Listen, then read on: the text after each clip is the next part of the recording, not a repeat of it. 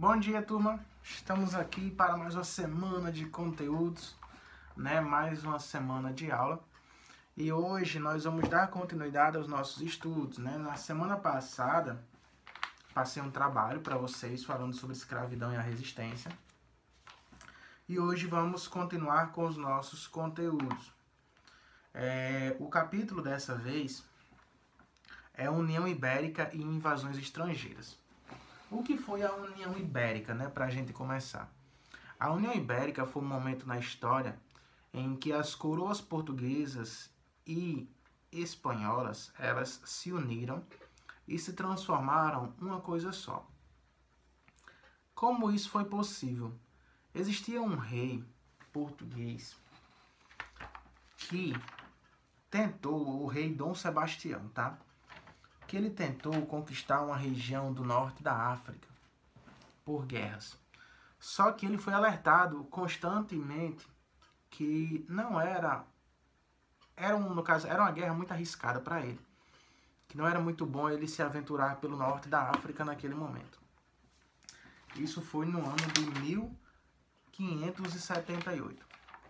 E aí ele teimou, foi para a guerra, acabou ficando desaparecido. Diante desse cenário, a Espanha, que é um país vizinho a Portugal, tinha famílias, né, tinha laços em Portugal, e aí resolveu invadir Portugal, o país de Portugal. Houve uma resistência por parte dos portugueses, mas o rei da Espanha, o Filipe, ele conseguiu controlar todo o país, e aí ele uniu os dois países como se virasse uma coisa só. A partir disso foi chamado de União Ibérica. Esse nome porque eles ficam localizados na península que recebe o nome de Península Ibérica. Né? Sobre o que é península a gente já estudou sobre isso, é mais para aula de geografia, mas eu expliquei já para vocês anteriormente o que é uma península. E aí nesse governo aconteceram algumas invasões nas colônias que pertenciam a Portugal. E a principal colônia de Portugal, como a gente sabe, era o Brasil. As principais invasões foram as francesas e as holandesas. A francesa, ela aconteceu principalmente no Rio de Janeiro. Os franceses estavam passando por um processo de perseguição religiosa. E aí alguns grupos de franceses, eles saíram da França e foram morar onde hoje é ali naquela região da Baía da Guanabara, no Rio de Janeiro. E aí eles formaram um povoado por lá. Depois, com o passar do tempo, eles começaram a chamar aquele povoado de França Antártica. Inclusive, eles tinham alguns contatos com os indígenas daquela região. Então, a ideia era que, no final das contas, eles transformassem o Rio de Janeiro em uma colônia francesa. E aí, obviamente, os portugueses foram contra, aconteceram guerras. E aí, no final das contas, os portugueses conseguiram expulsar os franceses do Rio de Janeiro, onde hoje é o Rio de Janeiro. Depois, os franceses, fugindo do Rio de Janeiro, tentaram fazer um povoado no Maranhão, que eles deram o nome de França Equinocial. Só que, com o passar do tempo, os portugueses também expulsaram os franceses daquela região. Eles acabaram fugindo ainda mais para o norte e foram lá que eles conseguiram criar a Guiana Francesa, que é uma colônia da França que existe até os dias de hoje. Se você pegar o mapa da América do Sul, você vai ver que a Guiana Francesa, ela fica acima do Brasil. É uma colônia que pertence à França. Então imagina se isso tivesse acontecido no Rio de Janeiro. O Rio de Janeiro hoje possivelmente seria uma colônia da França no meio do Brasil.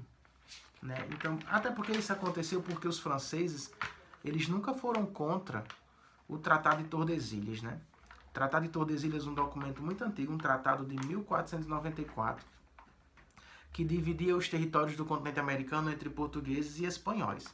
A França, naquela época, ela queria territórios também, mas ela ficou de fora do Tratado de Tordesilhas. Então, ela sempre que podia, ela invadia os territórios brasileiros e tal. Existem registros de franceses no Rio Grande do Norte, no Ceará e tal, mas a nossa colonização foi feita por portugueses, como a gente sabe, Então foram só tentativas frustradas dos franceses aqui em nosso território.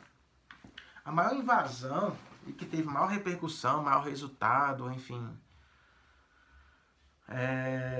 que vale mais destaque é a invasão holandesa, né? A Holanda, antigamente, ela estava subordinada à Espanha, porque existia os reis espanhóis e os reis holandeses, eles eram da mesma família. Só que assim, depois que o rei Filipe II da Espanha assumiu o poder, ele começou a colocar em prática algumas práticas absolutistas. A gente já estudou sobre o absolutismo, né? E aí ele colocou demais a Holanda subordinada da Espanha. Então começou a surgir um movimento holandês contra a autoridade espanhola. E aí eles conseguiram, por meio de uma guerra entre holandeses e espanhóis, a Inglaterra entrou nessa guerra apoiando os holandeses. Então os holandeses conseguiram vencer a guerra, declararam independência em relação à Espanha, né? E aí o que acontece? Durante a colonização do Brasil, quando era só Portugal, o principal parceiro de Portugal era a Holanda. Só que agora é a União Ibérica e o rei é o Filipe II. Então o que vai acontecer? O Filipe II vai atrapalhar o comércio de açúcar com a Holanda. Então a Holanda, que era o maior parceiro econômico do Brasil, agora vai encontrar um inimigo aqui no Brasil, que é o rei espanhol, tá? O Filipe II. Então isso vai atrapalhar bastante tanto a economia holandesa como a economia portuguesa e brasileira, né? Porque no final das contas estamos falando do comércio que sustentava o Brasil. E aí, quando a França tentou atrapalhar o comércio entre Brasil e Holanda, os holandeses invadiram o Brasil. E eles conquistaram quase todo o Nordeste. Tentaram primeiro invadir Salvador, só que a invasão ela foi fracassada. Mas depois elas invadiram Pernambuco, né? Controlaram Recife e Olinda. E aí ficaram controlando a região açucareira, né? O Nordeste açucareiro. É tanto que falam o Nordeste holandês, o Brasil holandês, porque eles ficaram no Brasil por muito tempo.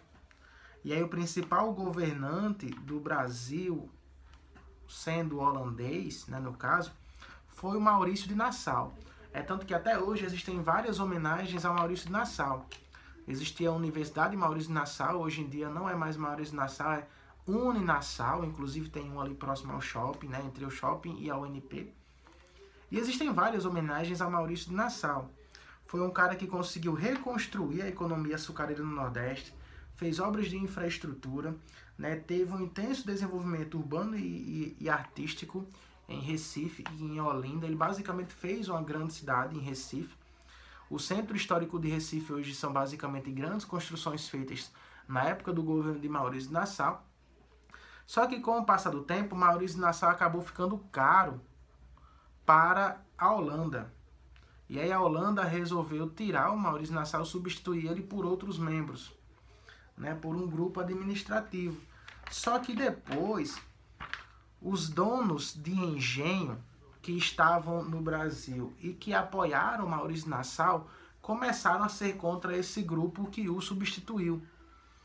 E aí algumas leis começaram a ser criadas prejudicando os donos desses engenhos aqui no Brasil, além da população também que era insatisfeita, todos preferiam o Maurício de Nassau. E aí começou a surgir uma revolta em Pernambuco, que o pessoal dizia ou Maurício de Nassau, ou então vão embora daqui e voltam os portugueses. E aí o nome desse protesto é Insurreição Pernambucana, né, onde grande parte dos grupos sociais, a população pernambucana, vai se revoltar contra os holandeses para expulsar a presença dos holandeses aqui no Brasil. Né, a insurreição pernambucana ela começa em 1645, foi liderada pelos grandes senhores de engenhos e durou quase uma década, chegando ao fim somente em 1654, quando os holandeses se retiraram de Pernambuco. E aí isso acabou gerando um problema para o Brasil. Por quê? Quando os holandeses deixaram a capitania de Pernambuco, eles migraram para as Antilhas, que fica na América Central, com o objetivo de continuar com seu empreendimento açucareiro. Começaram a plantar açúcar na América Central. O açúcar antilhano da América Central, né, produzido pelos holandeses, acabou se tornando o maior concorrente do açúcar brasileiro, contribuindo para o declínio da economia açucareira na América Portuguesa a partir do século XVII. Então, a Holanda antes era o maior parceiro de Portugal. Depois que Portugal foi controlado pela Espanha, a Holanda virou inimiga da Espanha, invadiu o Brasil, depois foi expulso. Quando foi expulso, foi produzir açúcar em outra região. E aí virou o grande concorrente. Deixou de ser o principal parceiro econômico para ser o maior concorrente do Brasil. E isso foi muito ruim para a nossa economia. Mas aí a gente vai ver isso nas próximas aulas, né? Ficam as 20 questões que começam na página 265 e vai até a página 268. Lembrando que nós temos um encontro online para dúvidas logo mais à tarde. Valeu, pessoas. Tchau, tchau. Até a próxima.